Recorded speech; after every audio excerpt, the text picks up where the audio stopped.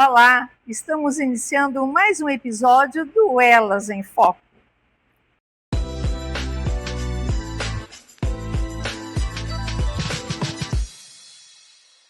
E hoje temos o prazer de trazer Rosângela Mendes Furlan, que é consultora estratégica de negócios e também é consultora de finanças. A Rosângela é proprietária da empresa AR Furlan Consultoria e também, com grande prazer, que ela faz parte do Conselho da Mulher Empreendedora. Seja bem-vinda, Rosângela. É uma satisfação ter você aqui, ouvir um pouco da sua trajetória profissional. Gostaria também de saber se você sempre gostou de exatas ou se você tomou esse rumo por uma outra opção depois. Você pode contar para a gente um pouco da sua trajetória profissional? Sim. Primeiramente, quero agradecer o convite por estar aqui na CIL e principalmente fazer parte do CME, que eu acho que é um movimento muito importante para a nossa cidade, onde a gente leva conhecimento para todas as pessoas de forma gratuita. Então, isso é sensacional. Eu sou super lisonjeada em fazer parte disso, viu, Cristina? Que bom. Viu, Regina? E ter principalmente você como a nossa presidente, assim, é uma obrigada, honra. Obrigada. Obrigada. Viu? E para nós também é muito gratificante ter você tão atuante junto da gente. Obrigada. Então, vamos lá, né? Minha trajetória. Então, eu sou economista, sou formada aqui pelo ISCA, que hoje não tem mais nosso amado ISCA. Já se foi. Já se foi, mas eu me formei em ciências econômicas, sou pós-graduada em gestão financeira, controladoria e auditoria pela FGV e tenho 20 anos de experiência em empresas nacionais e multinacionais, e sempre na área de finanças, né? Então eu falo que eu comecei em chão de fábrica, aí eu já fui auxiliar, assistente, analista, cheguei a coordenadora, depois fui gestora. Então, sei um pouquinho de finanças. Passou aí. Por todas as etapas. Passei por todas as etapas dentro de quando a gente fala de um departamento financeiro, né? E em 2022, eu fundei a minha empresa, a AR Furlan Consultoria, onde eu presto consultoria estratégica de finanças e negócios, né? Então, eu trabalho desde o pequeno empreendedor, profissionais liberais, como médico, fisioterapeutas. Então, eu atendo clínicas, pequenas empresas, médias, mas também até grande, porque grande também foi meu know-how, é onde meu último, quando eu estava CLT, era uma multinacional, então tem aí um pouco de experiência que eu posso contribuir nas empresas, né? Tem bastante bagagem, né? Tem um pouquinho. Eu falo que a gente sempre está aprendendo, né? Sempre tem algo mais aí. Tanto no autônomo como nas pequenas e médias empresas e nas grandes também.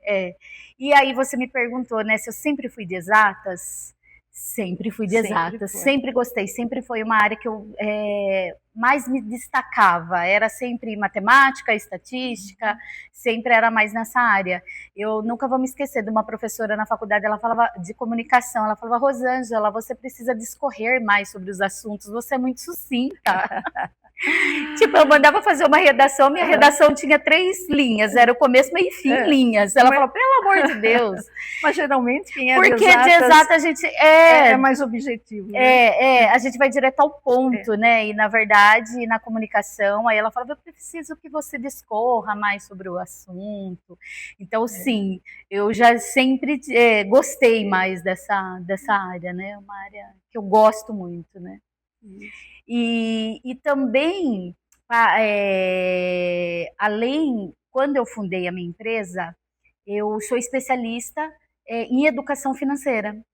Então, mesmo formada em economia, mesmo pós-graduada, eu não tinha essa educação financeira. Então, em 2016, eu me dediquei a estudar sobre educação financeira pessoal, para resolver uma dor minha. Só que eu gostei tanto, tanto, que eu quis fazer disso a minha profissão, que hoje eu me dedico também. Então, além de dar consultoria para empresas, eu trabalho com planejamento financeiro pessoal, que é uma área que eu adoro, né? E também nas empresas, Rosângela, é importante também para os funcionários, para os colaboradores terem essa educação financeira também. Nossa, mas com certeza, com certeza. Eu falo assim que é para todo mundo, desde o dono dessa empresa, ele saber separar as finanças da empresa, a finança dele pessoal e também os funcionários, porque muitas vezes a pessoa, eu falo que ela não é protagonista da vida financeira dela. O que isso significa?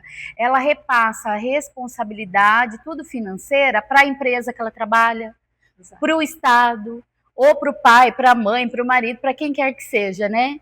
Aí o que acontece? Não toma as rédeas das responsabilidades financeiras, que na verdade é sua. Exato. E a educação financeira vem para isso, para o quê? Para te dar liberdade de escolhas, para você ser responsável por suas finanças, né? E não delegar para alguém cuidar, né? Eu acho importante, porque o colaborador, daí ele tendo a sua vida financeira e com educação, né, estruturada, ele dá mais valor até no salário que ele ganha. E você sabe que eu falo muito que é assim, as pessoas têm o que é o dono da empresa e tem os funcionários que o que ele está fazendo? Ele está vendendo horas para essa empresa. Ele não deixa de ser a empresinha dele. Então, o que é a minha empresa? Eu sou prestador de serviço, eu vendo as minhas horas para essa empresa. Então, de que forma eu estou vendendo e, principalmente, administrando esse dinheiro que eu ganho? De que forma? Por que muitas vezes, mas eu estou ganhando pouco, não está dando para viver? Tá, então vamos entender esse cenário. Por que não está dando para viver? Será que eu estou ganhando, o meu gasto é maior do que eu ganho? Ou o que eu estou ganhando não é suficiente para eu pagar esse custo de vida, que mesmo sendo restrito, então vou fazer uma renda extra, vou ter um segundo trabalho para poder complementar e ter uma vida melhor, mais digna, porque a gente tem todos os cenários, né? Sim. Ou tem muita gente que hoje eu acabo atendendo que tem salários muito bons, mas não sabe para onde o dinheiro está indo. Olha que interessante. E aí eu falo o seguinte, quem não sabe administrar um salário não administra 10. Exato. Porque você tem que mudar a forma como você lida e pensa com o dinheiro. Eu falo que o grande segredo em construir patrimônio, principalmente, não está em quanto você ganha, mas sim em quanto você gasta. E quais os degraus que você vive abaixo. Porque assim, eu falo, vou aumentar minha renda, então eu aumento. Só que no mesmo momento que eu aumento a renda, eu faço o quê? Aumento o padrão de vida. Aí como que você constrói patrimônio? Porque patrimônio é feito do quê? Do dinheiro que você ganha, do que você vai reservando, aí você consegue comprar uma casa, você consegue fazer uma reserva, você compra um carro. Entendeu? Então eu falo que a educação financeira está muito atrelado a de que forma que eu estou gastando o meu dinheiro. Entende? Entendi. É muito mais. Eu falo que se for para você ter um olhar, olha para onde está gastando, não para onde está entrando, porque muitas vezes o gap, a perda, está nesse lado aqui. E, Rosângela, pela sua experiência, quais os erros mais comuns que os pequenos e médios empresários cometem?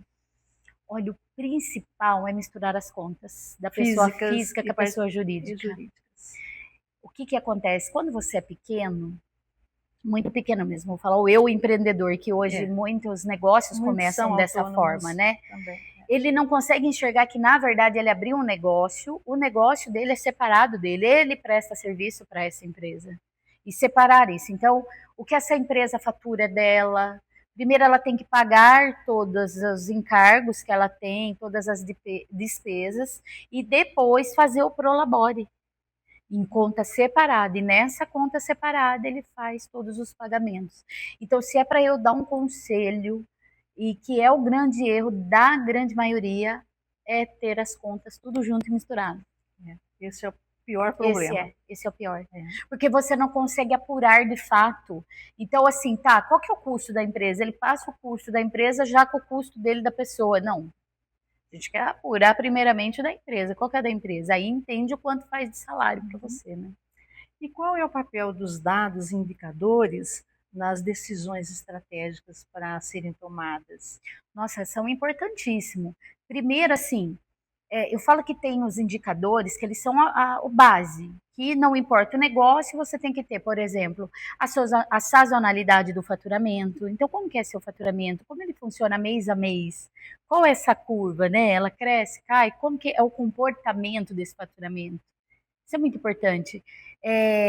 Você definir o quanto você vai crescer naquele ano, e acompanhando mês a mês, e acompanhando semanalmente. Isso é um indicador é sensacional para vendas. Às vezes as empresas elas têm muitos dados, mas não analisa, né? Não faz sabe análise por dos que dados. eu preciso desses dados. Então, por exemplo, do faturamento está ligado ao seu comercial, às suas vendas. Então, se ele cai, opa, o que eu estou fazendo aqui? Qual o movimento que eu preciso fazer para aumentar? E isso eu acompanho semanalmente. Tem empresas que acompanham até diariamente, né? Porque tem a meta diária. Tem meta diária, tem que Entendeu? acompanhar. Com certeza. Aí um outro indicador, qual que é a sua margem? Qual que é a sua margem bruta de lucro? Então, por exemplo, eu vendo, eu sei precificar corretamente. E é muito importante a precificação. Muito. A precificação é um dos pontos mais importantes. Será que eu estou considerando todos os custos que precisa para esse produto ou para esse serviço? Eu estou considerando tudo. Qual que é a margem? Qual que é essa margem? Qual que é uma margem saudável para ter um lucro considerável, onde paga todo o produto, paga a mão de obra, ainda eu consigo ter um lucro para fazer o meu salário e, inclusive, reinvestir dentro da própria empresa, né? Os dados são muito importantes. Muito importantes. E, às vezes, pequenos dados influenciam muito. Demais no final. Por exemplo, saber qual que é o seu ponto de equilíbrio. O que é o ponto de equilíbrio? Qual que é o mínimo que eu tenho que faturar para pagar minhas contas? Para eu ficar pelo menos no 0 a 0. Então você sabe que você não pode passar daquele ponto. Você tem no mínimo fazer aquilo para conseguir pagar as contas, né? Então eu já dei 3, faturamento, é a margem, é o ponto de equilíbrio. Aí fora, sim, dezenas. E aí varia muito de acordo com o seu segmento, né? Certo. Rosângela, você falou de educação da pessoa física também. E quais os primeiros, vou voltar um pouco nesse assunto, quais os primeiros passos para alguém que está totalmente perdido financeiramente na pessoa física? Na pessoa física? Na pessoa física. Eu falo que a primeira coisa é aquela assim, né? A gente entrega a idade falando isso, mas você tira uma fotografia do seu cenário atual. Então, tá, deixa eu parar e olhar para esse cenário. Quanto que entra? Então, assim, o que eu tenho de renda? O que entra de dinheiro mensalmente? Quais são minhas despesas fixas? Que eu tendo renda ou não, eu preciso pagar. Quais são as minhas variáveis? Variáveis aí entra mercado, entra gasto como lazer, restaurante, vestimentos, né, que é roupa, sapatos, enfim. Qual que é o escola, daí tem escolas, aí tem farmácia, enfim, N coisas. Você faz esse levantamento. Qual que é esse cenário? É positivo ou é negativo? É o primeiro passo, é levantar, eu falo que é ter um ato de coragem, porque quando a gente fala de finanças, é um assunto que dói, né? Muitas vezes você prefere, deixa a vida me levar e vou levando. Só que nesse momento, o que vai acontecendo? A bola vai inchando. Aí chega uma hora, o que acontece? Explode. Então, assim, o meu conselho principal, reflita, levanta tudo que entra, tudo que sai, veja se você está a mais, está a menos e traça estratégias para, tenho dívidas, o que eu consigo fazer para pagar essas dívidas? Quais contas, quais categorias eu consigo enxugar para que sobre mais, eu consiga pagar dívida, eu consiga fazer reservas.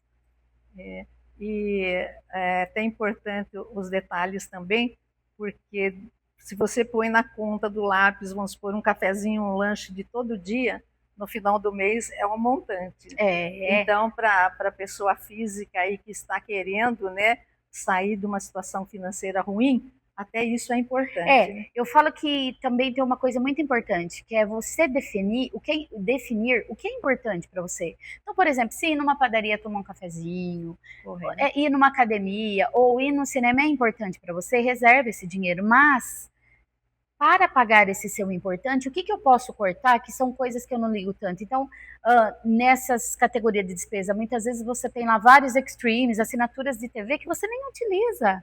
Então, para que você está pagando se você pode usar esse dinheiro para outra coisa que vai deixar você mais feliz?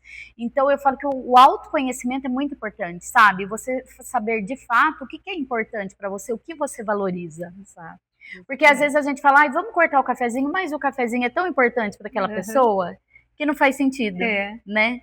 Então eu falo, você tem que estar muito claro o que é importante para você. E que te deixa feliz. Isso aí. Desde que esteja dentro das condições. Certo. Se você pudesse deixar uma mensagem para quem busca uma independência financeira. Qual seria essa mensagem, Rô? Nossa, adoro. O segredo, minha gente, é o seguinte: tem uma frase que eu trago comigo que eu falo que ela é assim, é meu lema, assim, né? Que é viver bem o presente, mas zelar pelo futuro. E o futuro é amanhã mesmo, né? Então, assim, você não vai deixar de viver o hoje, de fazer o que é importante para você, mas você tem que pensar no amanhã. Sabe, a população hoje ela está vivendo cada vez mais, né? Hoje você vê pessoas vivendo aos 90, 100 anos fácil. Aí, de que forma você quer viver essa idade? Você está pensando nela? E eu falo que o quanto antes você pensar, mais saudável você vai conseguir viver a sua velhice, a terceira idade, enfim. Então o segredo, minha gente, é viva bem o presente, zele pelo futuro e viva degrau abaixo. Olha que interessante. É muito bom isso, ouvir Não é? isso de uma especialista como você, e para podermos refletir, mas principalmente nessa vida de longevidade, né? E está cada vez. Que você acabou de dizer, e também porque lá perto da velhice, a aposentadoria sempre é menor do que se espera. Então é bom ter. E você acaba tendo custos que hoje, com uma vida, quando você é mais jovem, você não tem tanto custo quanto seja por conta de mais remédios, né? Às vezes precisa de um cuidador, vai precisar de alguém para te ajudar até mesmo em casa, porque você não vai fazer tudo sozinho, né?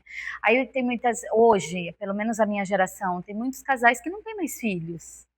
Que eu me enquadro nesse cenário, né? E aí, como que vai ser essa velhice, né? Como que eu vou? Então, eu já tenho que pensar até como que eu vou estar lá na frente, de que forma eu quero estar vivendo essa velhice, né? E o que acontece com a grande maioria da população? Saiu um dado muito importante esses dias, que assim, 80% da população está endividada. 80%. Bastante. É muita gente. Mas por quê? Por conta desse nosso pensamento imediatista. Então, tudo que nós queremos hoje. Então, eu quero a casa, eu quero hoje, eu quero o carro, eu quero hoje, e assim a gente vai se endividando. Sem fazer uma educação financeira. É isso. Exatamente. Então, quando você começa a pensar no longo prazo, eu não falo para você deixar de viver hoje, mas você pensar que sim, existe um longo prazo e como eu quero viver nesse longo prazo, né? De que forma? Exatamente. Rosângela, que prazer ter você aqui. Ai, prazer é meu. Dando todas essas explicações para a gente, né? Ensinando a trabalhar com o dinheiro e a valorizá-lo, né? E às vezes é tão bom gastar, mas às vezes precisa pensar um pouquinho também. Você sabe que eu recebi mandaram uma mensagem para mim que ser de finanças é assim, né? Você recebe cada meme, aí era assim,